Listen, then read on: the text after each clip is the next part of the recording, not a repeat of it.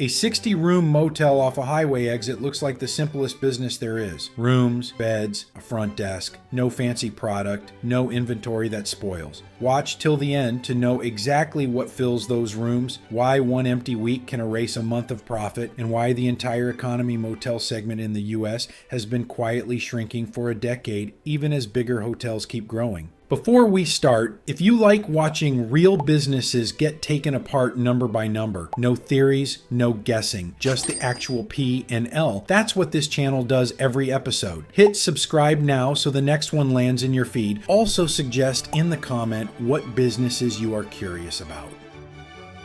There are really two different businesses here. An independent motel that keeps everything it earns minus its own costs. And a branded motel like Super 8, Days Inn, Motel 6 that pays for the sign. Branded economy chains typically charge a royalty of 5.5% to 6% of room revenue plus a separate marketing or advertising fee, commonly in the 3% to 3.8% range, together often landing close to 9% to 10% of every dollar of room revenue before the owner sees it. Industry-wide, hotel royalty fees across all chain scales have historically ranged from 3% to 7% of room revenue, with marketing fees adding another 1% to roughly 4.3% on top. In exchange, the brand brings a reservation system, national advertising, and for road trip travelers deciding fast where to stop, instant trust in a name they already recognize.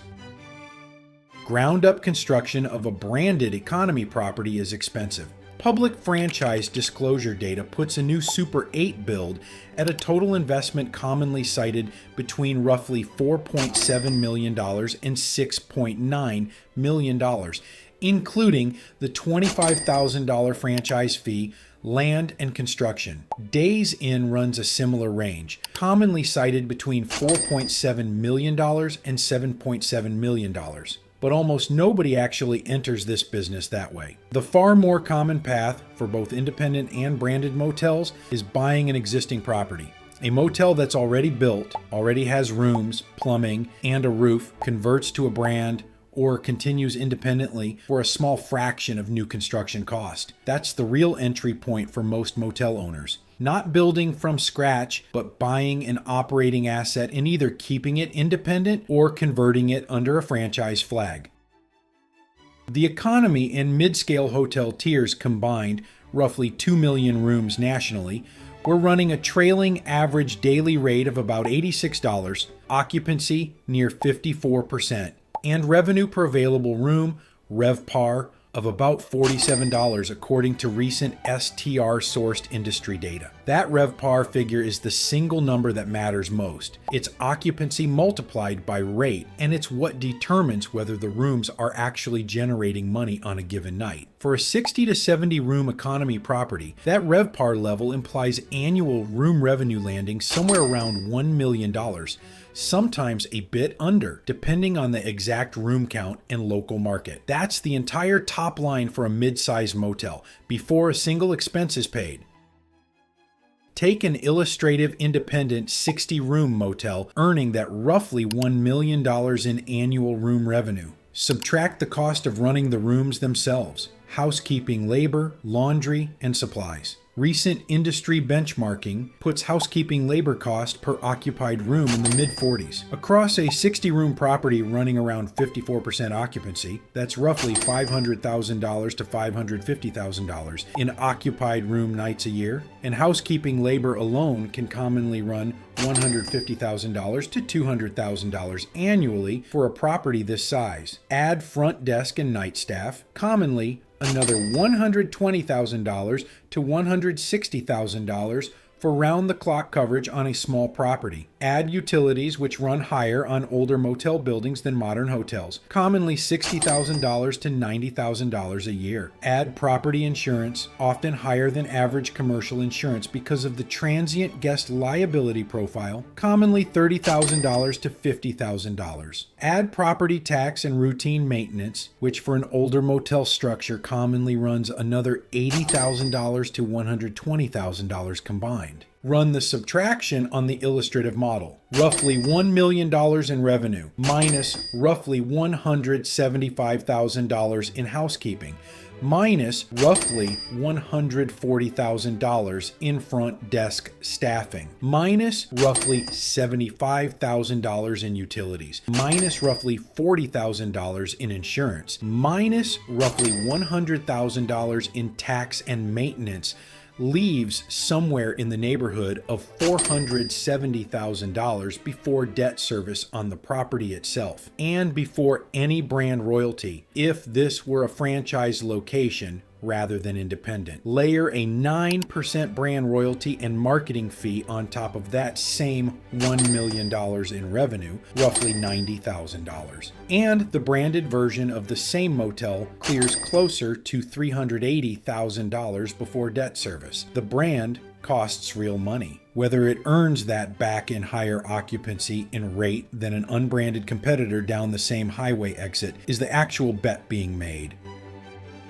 A motel's costs are mostly fixed. Front desk staff, most utilities, insurance, and property tax don't change much whether the property is at 30% occupancy or 80%. That means every point of occupancy above the property's break-even level drops almost straight to profit, and every point below it erodes margin fast. This is why RevPAR, not the nightly room rate alone, is the number every operator actually watches. A motel that discounts its rate to fill rooms during a slow week is often making the right call. An occupied room at a lower rate covers far more of those fixed costs than an empty room at full price.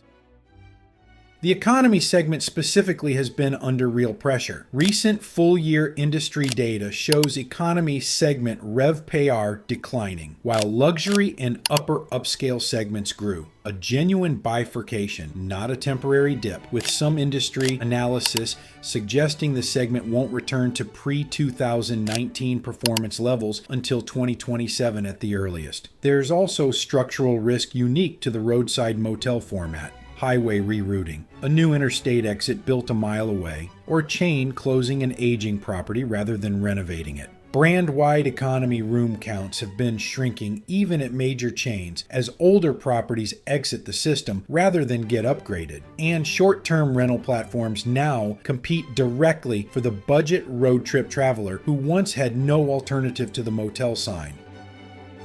Buying an existing motel, the realistic entry point for most owners, typically requires a meaningful down payment against commercial real estate financing. Commonly in the range lenders expect for hospitality assets plus working capital for the first several months of operations before cash flow stabilizes. Branded conversions add the franchise application process itself.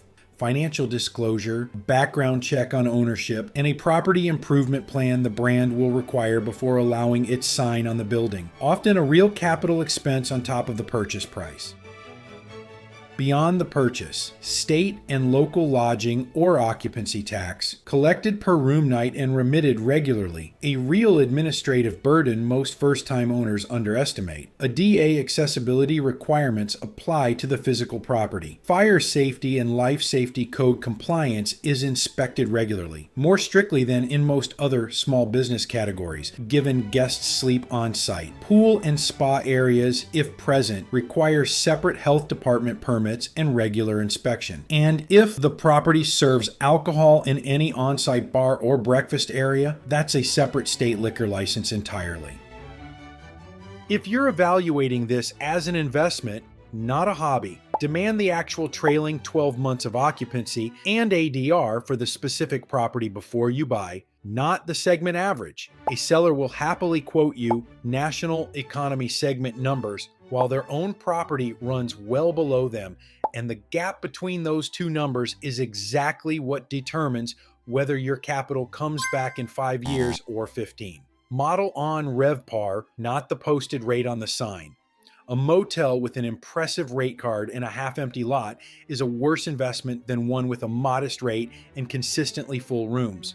Get the property improvement plan quoted and priced before you sign anything if converting to a brand. Franchisors routinely require capital work that first-time buyers didn't budget for, and it commonly runs into 6 figures on an older building. And know the failure pattern regulators actually see in this industry. A struggling, over-leveraged motel and a suspicious fire are a documented combination, not a hypothetical one.